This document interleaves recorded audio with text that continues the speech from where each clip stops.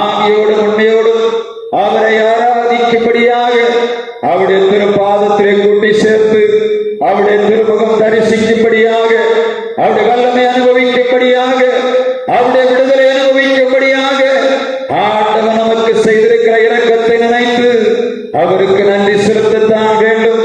காலையில எழும்பும் போது சரீரத்திலே காணப்பட்ட பலவீனம் இன்றைக்கு எவ்வளவு பலவீனம் இருந்தது என்று நாம் காலையிலே எழும்பும் போது நினைத்தோம் அல்லவா?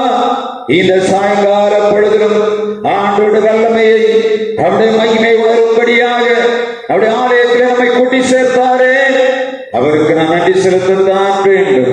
அவருடைய சமூகத்திலே வரும்போதெல்லாம் நம்மை நிறைக்கிற ஆண்டவருடைய பிரசன்னம் இந்த இடத்திலே நிறைவாய் தங்கி இருக்கிறது. விண்ணப்பங்களுக்கு செவி கொடுக்கிற ஆண்டவருடைய காதுகள் இந்த இடத்திலே திறந்திருக்கிறது. அவருடைய கண்கள் திறந்திருக்கிறது. அவருடைய செவிகள் திறந்திருக்கிறது. அவருடைய கைகள் நீட்டப்பட்டிருக்கிறது. ஒரே ஒரு காரியம் தான் ஆண்டவர் எதிர்பார்க்கிறார். என் பிள்ளைகள் என்னிடத்தில் எவைகளை கேட்கிறது என்பதை கேட்கும்படியாக ஆண்டவர் ஆவல் உள்ளவராய் கடந்து வந்திருக்கிறார். நம்முடைய இருதயங்கள் நன்றியினால் நிறைந்திருக்கிறதா? நம்முடைய வாய்கள் நன்றியினாலே ஆண்டவருக்கு நேராக திறந்திருக்கிறதா? நன்றியப்பா, நீர் எங்களுக்கு செய்த நன்மைகளுக்காக நன்றி என்று சொல்லும் போது ஆண்டவருடைய இருதயம் மகிழுகிறது அல்லவா? அந்த மகிழ்ச்சியினாலே வருகிற ஆசீர்வாதம் நம்முடைய வாழ்விலே நம்முடைய குடும்பங்களிலே நித்திய காலமாய் ஆண்டவர் தரும்படியாக சித்தமுள்ளவராய் இருக்கிறார்.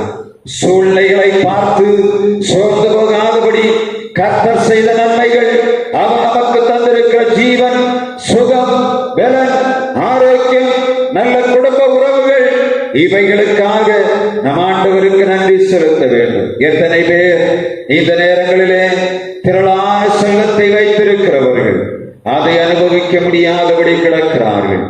எத்தனையோ பேர் ஆசீர்வாதத்தை பெற்றும் சமாதானம் இழந்து கிடக்கிறார்கள். எத்தனையோ பேர் குடும்பங்களை பெற்றும் தனிமையிலே வாழ்ந்து கொண்டிருக்கிறார்கள்.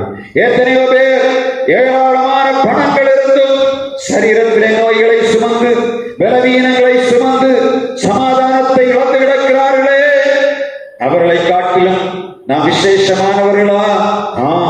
விசேஷமானவர்கள். ஏனென்று சொன்னால் ஆண்டவராய் இயேசு கிறிஸ்து இரத்தத்தாலே கழுவப்பட்டு அவருடைய பந்தியிலே அமர்ந்து அவரோடு அவருடைய இரத்தத்தையும் சரீரத்தையும் உட்கொள்ளுகிறனா உண்மையிலேயே விலையேற பெற்றவர்கள் அவருடைய சமூகத்திலே வந்து அவரை ஆராதிக்கும்படியாக இந்த நேரத்தை பெற்றுக் கொண்டனா சாக்கியம் உள்ளவர்கள். எனவே ஆண்டவருக்கு நன்றியுள்ள இதயத்தோடு நாம் நம்முடைய விண்ணப்பங்களை ஏறெடுக்க வேண்டும். ஆண்டவர் நம்முடைய ஆராதனையிலே பிரியமுள்ளவராயிருக்கிறார்.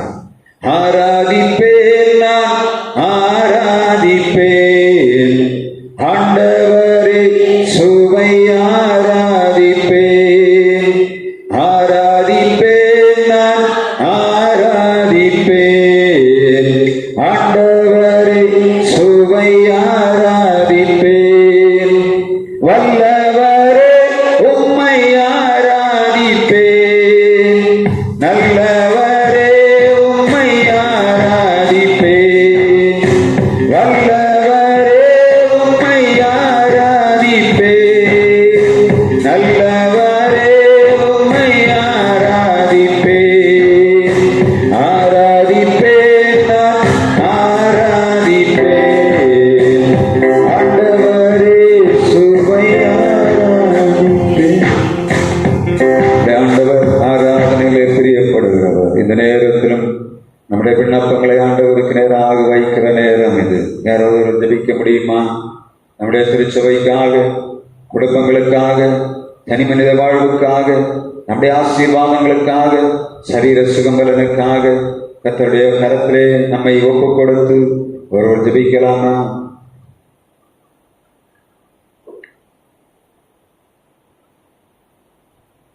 எங்களை அளவில்லாமல் நேசித்து வழிநடத்துகிற எங்கள் அன்பின் தந்தையே, இந்த சாயங்கால பொழுதிலும் ஒரு சிலராய் கூடி உங்களுடைய திருமுகம் நோக்கி பார்க்கும்படியாக நீர் எங்களுக்கு தந்த நல்ல சாக்கியத்துக்காக நாங்கள் உமக்கு நன்றி செலுத்துகின்றோம்.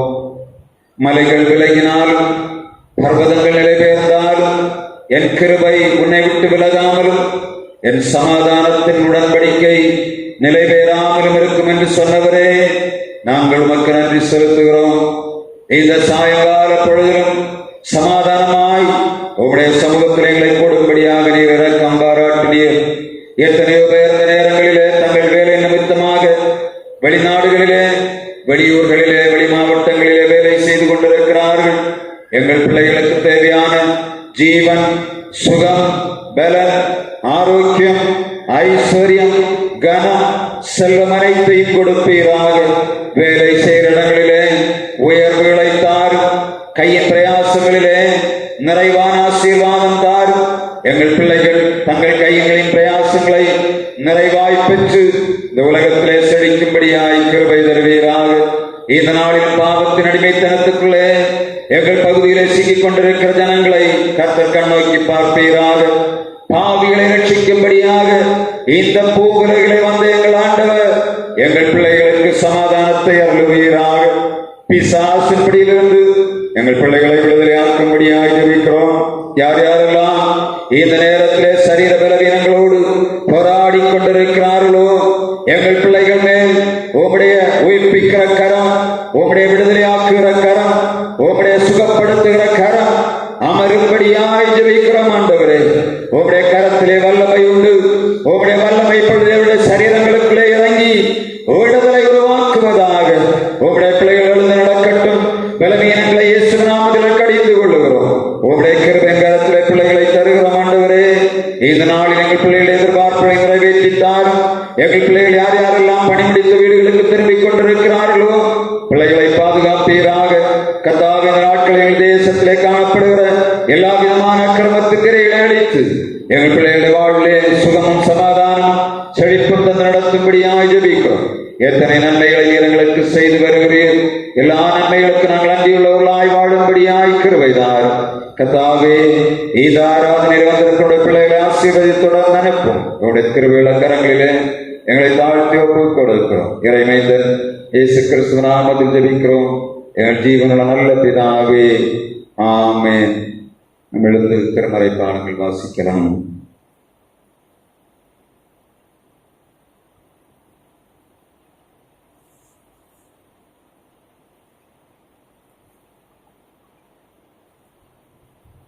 வாசிக்கும்படியாக கொடுக்கப்பட்ட திருமறை பகுதி அப்போஸ்தலர் 14ஆம் அதிகாரம் வசனங்கள் 19 முதல் 28 முடிய. அப்போஸ்தலர் 14ஆம் அதிகாரம் வசனங்கள் 19 முதல் 28 முடிய.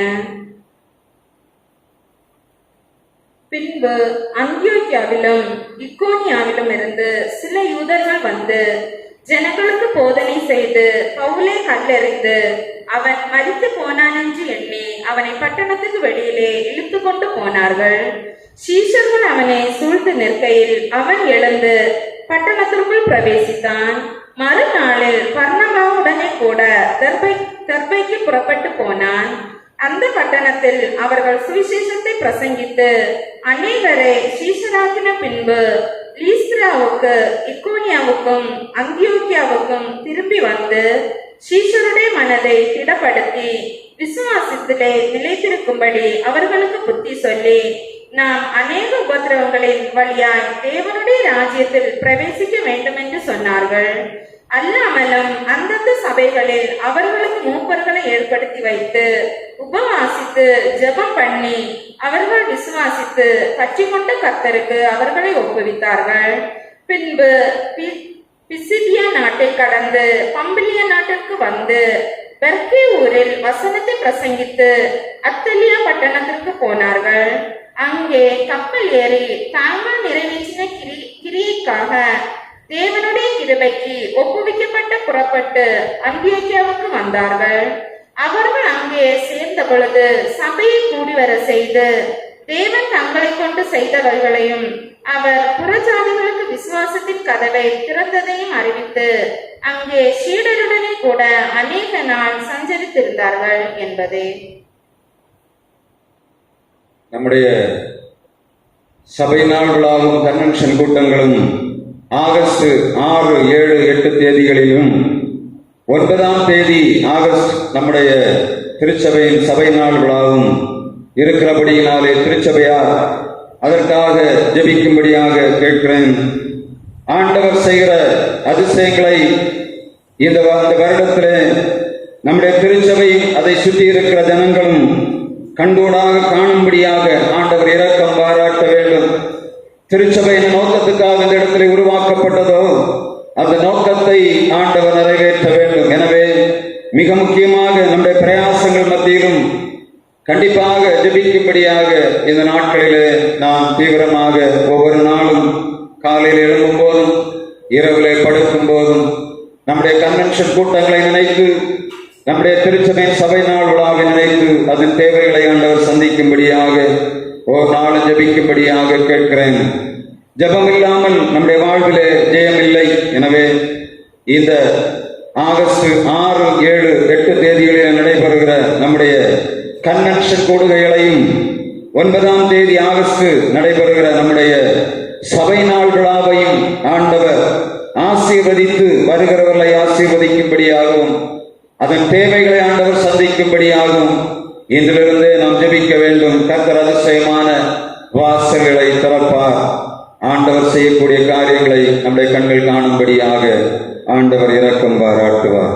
நாம் எழுந்து நின்று விசுவாச கீதங்களிலே 178வது பாடலின் ஒரு சரணத்தை பாடி ஆண்டவருடைய வார்த்தைக்கு நேராக கடந்து போகலாம். உன்னதமானவரின் உயர் மறைவில் இருக்கிறவன் சர்வ வல்லவரின் நிழலில் தங்குவான்.